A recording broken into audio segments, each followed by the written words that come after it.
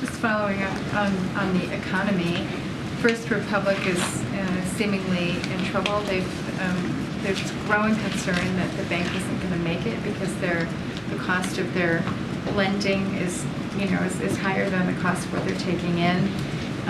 Can you give us an update on how the administration is thinking about this situation at this regional bank after bailing out SVB and Signature earlier and guaranteeing those deposits? Is that something that you feel is going to be necessary for First Republic?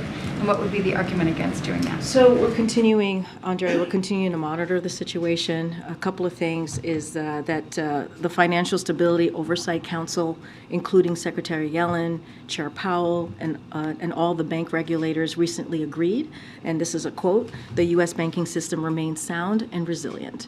So we've taken, as you know, over the past, in the early 10 days or 2 weeks or so, took decisive and forceful actions to give Americans confidence that their deposits are safe and to give banks access to liquidity.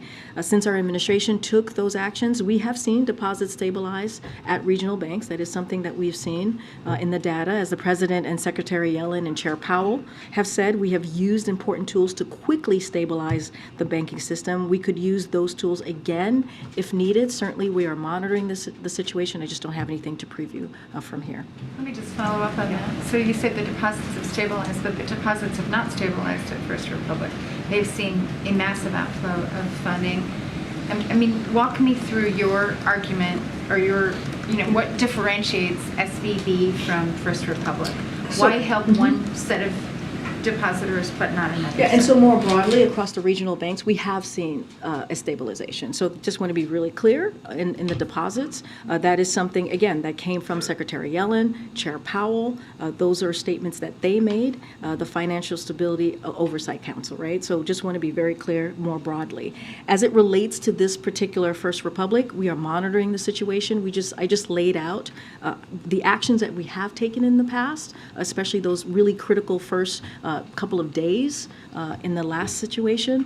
And so we know what we can do. We know what's in the tool belt, the tools that we have in front of us to use. We're going to monitor the situation, and I will leave it to the experts to decide on when to take action.